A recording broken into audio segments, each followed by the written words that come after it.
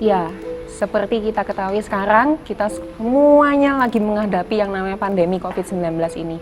Tentu saja selama kita mengalami COVID-19 ini, banyak sekali hal-hal yang berubah dalam hidup kita.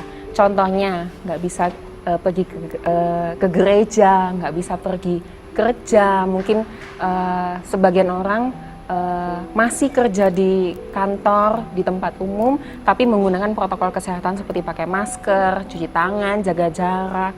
Seperti anak-anak kecil juga nggak bisa sekolah, masih online melalui laptop dan sebagainya.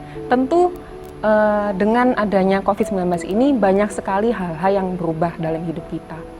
Nah, seperti saya sebagai dokter, kala itu pertama kali COVID masuk di negara kita Indonesia, saya sudah merencanakan, oke, saya selesai internship habis ini saya akan mau kerja, saya mau cari pengalaman, saya mau menyiapkan untuk jenjang pendidikan yang selanjutnya dan sebagainya. Tapi hingga saat ini pun COVID-19 juga belum ada kejelasannya. Nah, waktu itu selesai internship, saya tetap, Tuhan, saya mau kerja. Dalam hati saya berdoa, Tuhan, saya mau kerja. Gimana pun caranya saya mau kerja, Tuhan, gitu ya. Ketika saat itu tiba-tiba ada seorang teman kasih info, Rensi, di sini ada lowongan kerja di rumah sakit, ayo daftar, gitu. Singkat cerita saya daftar, saya sudah interview, tapi waktu itu sampai sekarang tidak ada kejelasan, tidak ada jawaban dari pihak rumah sakit tersebut. Dalam hati saya langsung pikir, aduh Tuhan, kok saya nggak ada dikasih kabar? Apakah saya nggak kompeten ya Tuhan? Saya kurang pinter ya Tuhan? Saya kurang terampil ya Tuhan? Sehingga saya tuh nggak diterima. Tapi saat itu nggak lama ada teman yang lain ngasih info, Rensi, di sini ada lowongan kerja, ayo kamu daftar di sini. Singkat cerita saya daftar. Saya sudah melewati berbagai tahapan, interview, dan hingga saatnya saya tinggal tanda tangan untuk kontrak kerja di rumah sakit.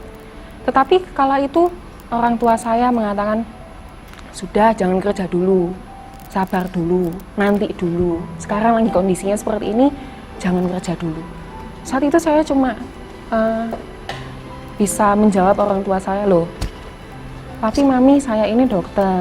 Saya sudah sepantasnya dan sudah seharusnya, dan itu memang resiko pekerjaan saya. Dan saya percaya ketika kita kerja di rumah sakit, pasti ada perlindungan, nggak semata-mata badan kita terpasang untuk menghadapi COVID. Tapi kala itu orang tua saya mengatakan, sabar dulu, jangan egois. Nanti ada saatnya kok kamu bisa kerja. Kamu di rumah kan banyak, ada kakek nenek, ada saudara-saudara yang lain. Kamu jangan egois.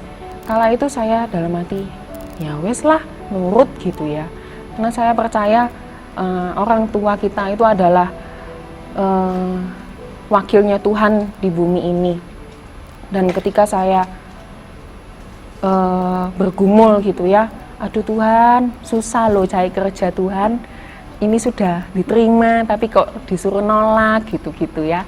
Jadi saya ya udahlah nurut aja. Tapi seketika itu juga saya merasakan ada damai sejahtera, ada sukacita yang ada di dalam hati saya, dan saya merasa Tuhan itu mau kasih tunjuk kepada saya, Niaten, kamu diterima kok di rumah sakit. Kamu kompeten kok, kamu mampu kok kerja di rumah sakit, cuma belum saatnya sekarang. Sudahlah, sekarang ini masa-masa diam, masa-masa perlambatan di dalam hidup ini. Gunakan waktu yang ada ini untuk dekat kepada Tuhan. Bangun kembali relasi, bangun kembali hubungan kepada Tuhan yang sudah lama itu gitu ya. Jadi saya mengisi waktu-waktu saya ini, mungkin saya ada pelayanan gereja online, kemudian saya bisa melakukan hobi-hobi saya dengan teman saya, dan saya ada damai sejahtera di dalam hati saya. Karena saya percaya Tuhan mengatakan bahwa damai sejahtera aku tinggalkan kepadamu. Apa yang kuberikan kepadamu tidak seperti yang dunia berikan kepadamu. Jangan gentar dan gelisah hatimu. Ya, saya Florencia Sindu.